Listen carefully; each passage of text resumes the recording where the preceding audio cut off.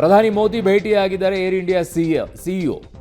So ಈಗ ಮುಖ್ಯವಾಗಿ ಬರೋದು ಅವ್ರ ಮೇಲೆ ಅಲ್ವಾ. ಮೋದಿ ಜೊತೆಗೆ ಚರ್ಚೆ ನಡೆಸಿದ್ದಾರೆ ಕ್ಯಾಂಪಬೆಲ್ ವಿಲ್ಸನ್, ಸಿಇಒ ಏರ್ ಇಂಡಿಯಾದು.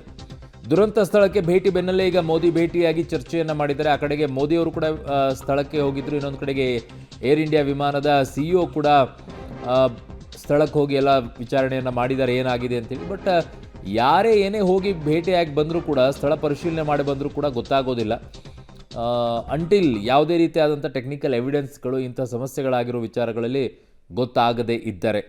ಸೊ ಬೆಳಗ್ಗೆ ಅಷ್ಟೇ ಪ್ರಧಾನಿ ನರೇಂದ್ರ ಮೋದಿ ಅವರು ಘಟನೆ ನಡೆದಂಥ ಸ್ಥಳಕ್ಕೂ ಕೂಡ ಹೋಗಿದ್ದರು, ಜೊತೆಗೆ ಆಸ್ಪತ್ರೆಗೂ ಕೂಡ ಹೋಗಿದ್ದರು. ಅಲ್ಲಿ ಅನೇಕರನ್ನು ಗಾಯಾಳುಗಳಿದ್ರಲ್ಲ ಅವ್ರನ್ನೆಲ್ಲ ಮಾತನಾಡಿಸುವಂಥ ಕೆಲಸ ಮಾಡಿದರು. ಜೊತೆಗೆ ವಿಮಾನದಲ್ಲಿದ್ದಂಥ ಓರ್ವ ವ್ಯಕ್ತಿ ರಮೇಶ್, ಏಕೈಕ ವ್ಯಕ್ತಿ ಬದುಕುಳಿದು ಬಂದಿದ್ದು, ಅವರನ್ನು ಕೂಡ ಮಾತನಾಡಿಸ್ಕೊಂಡು ವಿಚಾರಣೆಯನ್ನು ಮಾಡಿದರು.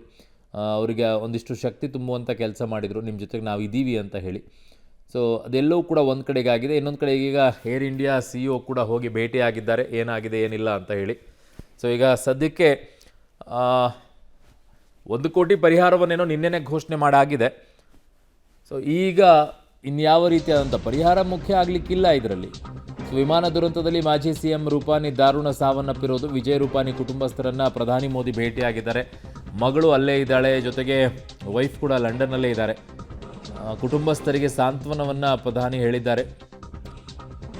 ವಿಜಯ್ ರೂಪಾನಿ ಅವರು ಗುಜರಾತ್ನ ಮಾಜಿ ಸಿಎಂ, ಅವರು ಕೂಡ ತಮ್ಮ ಪತ್ನಿಯನ್ನು ಕರ್ಕೊಂಡು ಬರಬೇಕು ಹೋಗ್ತಾ ಇದ್ರು ಲಂಡನ್ಗೆ, ಮಗಳ ಮನೆಗೆ. ಅಲ್ಲಿ ಅವರ ಪತ್ನಿ ಇದ್ದರು 6 ತಿಂಗಳಿಂದಲೂ ಕೂಡ.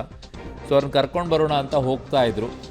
ಅವರು ಕೂಡ ಇದರಲ್ಲೇ ದಾರುಣವಾಗಿ ಸಾವನ್ನಪ್ಪಿದ್ದಾರೆ. ಈಗ ಅವರ ಕುಟುಂಬಸ್ಥರನ್ನು ಹೋಗಿ ಭೇಟಿಯಾಗಿ ಸಾಂತ್ವನವನ್ನು ಹೇಳುವಂಥ ಕೆಲಸವನ್ನು ಪ್ರಧಾನಿ ಮೋದಿಯವರು ಮಾಡಿದ್ದಾರೆ. ಸೊ ರೂಪಾನಿ ಕುಟುಂಬಸ್ಥರನ್ನು ಭೇಟಿಯಾಗಿ ಮೋದಿ ಸಾಂತ್ವನವನ್ನು ಹೇಳುವಂಥ ಕೆಲಸವನ್ನು ಮಾಡಿದ್ದಾರೆ. ವೆರಿ ಸ್ಯಾಡ್ ಇದು. ನಮ್ಮ ದೇಶದಲ್ಲಿ ಈಗ ಇವರು 4ನೆಯ ಈ ಥರ ಮಾಜಿ ಸಿ ಎಂ ಈ ಥರ ನಿಧನರಾಗ್ತಾ ಇರೋದು ಇಂಥ ಅಪಘಾತಗಳಲ್ಲಿ. ಇವರು 4ನೆಯವರು. ಈಗಾಗಲೇ ಹಿಂದೆಯೂ ಕೂಡ 3 ಜನ ಇದೇ ರೀತಿಯಾಗಿ ಸಾವನ್ನಪ್ಪಿದ್ರು. ನನ್ನ ಸಹೋದ್ಯೋಗಿ ಶಬೀರ್ ನನ್ನ ಸಂಪರ್ಕಕ್ಕೆ ಸಿಗ್ತಾ ಇದ್ದಾರೆ. ಶಬೀರ್, ಈಗ ಏರ್ ಇಂಡಿಯಾದ ಸಿಇಒ ಹೋಗಿ ಭೇಟಿಯನ್ನಾಗಿದ್ರಲ್ಲ, ಏನು ಬರ್ತಾ ಇದೆ ಇದ್ರ ಬಗ್ಗೆ ಮಾಹಿತಿ? ಅರುಣ್ ನೋಡಿ, ಪ್ರಧಾನಿ ನರೇಂದ್ರ ಮೋದಿ ಅವರನ್ನ ಏರ್ ಇಂಡಿಯಾ ಸಿಇಒ ವಿಲ್ಸನ್ ಅವರು ಭೇಟಿಯಾಗಿದ್ದಾರೆ. ಘಟನೆಗೆ ಸಂಬಂಧಪಟ್ಟಂತೆ ಮಾಹಿತಿಯನ್ನು ಕೊಡುವಂತ ಕೆಲಸವನ್ನು ಕೂಡ ಮಾಡ್ತಿದ್ದಾರೆ. ನಿನ್ನೆ ಘಟನೆಯಾದ ಬಳಿಕ ಅವರು ಕೂಡ ಅಹಮದಾಬಾದ್ಗೆ ಬಂದಿರುವಂಥದ್ದು. ಇವತ್ತು ಪ್ರಧಾನಿ ನರೇಂದ್ರ ಮೋದಿ ಅವರು ಬಂದ ಬಳಿಕ ಅವರು ಘಟನಾ ಸ್ಥಳಕ್ಕೆ ಭೇಟಿಯನ್ನು ಕೊಟ್ಟಿದ್ರು. ಆಮೇಲೆ ಆಸ್ಪತ್ರೆಗೆ ಭೇಟಿ ಕೊಟ್ಟು ಏನು ಗಾಯಾಳುಗಳನ್ನು ಏನು ಮಾತನಾಡಿಸುವಂಥ ಕೆಲಸವನ್ನು, ಅವರಿಗೆ ಸಾಂತ್ವನ ಹೇಳುವಂಥ ಕೆಲಸವನ್ನು ಕೂಡ ಮಾಡಿದರು.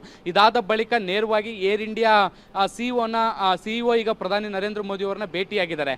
ಈ ಘಟನೆಗೆ ನಿರ್ದಿಷ್ಟವಾದಂಥ ಕಾರಣ ಏನು, ಮತ್ತೆ ತನಿಖೆ ಯಾವ ಹಂತದಲ್ಲಿ ನಡೀತಾ ಇದೆ, ಮತ್ತೆ ಯಾವ ರೀತಿಯಾದಂಥ ಪರಿಹಾರವನ್ನು ಘೋಷಣೆ ಮಾಡಲಾಗಿದೆ, ಮುಂದೆ ಯಾವ ರೀತಿಯಾದಂತಹ ತನಿಖೆ ನಡೆಯುತ್ತೆ ಅನ್ನೋದಕ್ಕೆ ಸಂಬಂಧಪಟ್ಟಂತೆ ಮಾಹಿತಿಯನ್ನು ಹಂಚಿಕೊಳ್ಳುವಂಥ ಕೆಲಸವನ್ನು ಕೂಡ ಮಾಡ್ತಿದ್ದಾರೆ.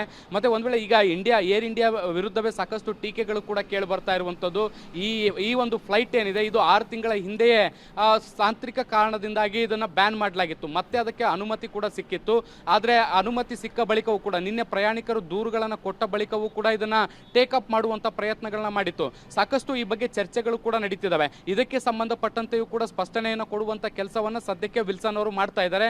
ಈಗ ಇನ್ನಷ್ಟು ಮಾಹಿತಿಗಳು ಕೂಡ ಹೊರಬರಬೇಕಾಗಿರುವಂಥದ್ದು. ಅರುಣ್, ಓಕೆ ಶಬೀರ್, ನಿಮ್ಮೆಲ್ಲ ಮಾಹಿತಿಗೆ ಧನ್ಯವಾದಗಳು. ಸೊ ಈಗ ಏರ್ ಇಂಡಿಯಾ ವಿಮಾನದ ವಿಚಾರದಲ್ಲಿ ಪ್ರಶ್ನೆಗಳು ಉದ್ಭವ ಆಗ್ತಾ ಇತ್ತು. ಇದನ್ನು ಬದಲಾವಣೆ ಆಗಿತ್ತು. ಅದು ನಷ್ಟದಲ್ಲಿದ್ದಂಥ ಏರ್ ಇಂಡಿಯಾವನ್ನು ಮತ್ತೆ ಲಾಭಕ್ಕೆ ತರಬೇಕು ಅಂತೇಳಿ ಶತಪ್ರಯತ್ನವನ್ನೆಲ್ಲ ಮಾಡಿದರು. ಬಟ್ ಈಗ ಆ ನಿಟ್ಟಿನಲ್ಲಿ ಎಲ್ಲವೂ ಕೂಡ ನಡೀತಾ ಇತ್ತು. ಬಟ್ ಈ ವಿಮಾನ ಮುಂಚೆನೇ ಸಮಸ್ಯೆಗೀಡಾಗಿತ್ತು ಅನ್ನುವಂಥ ದೂರುಗಳಿದ್ದರೂ ಸಹ ಅದನ್ನು ಹಾರಾಡಿಸಿದ್ದು ಯಾಕೆ?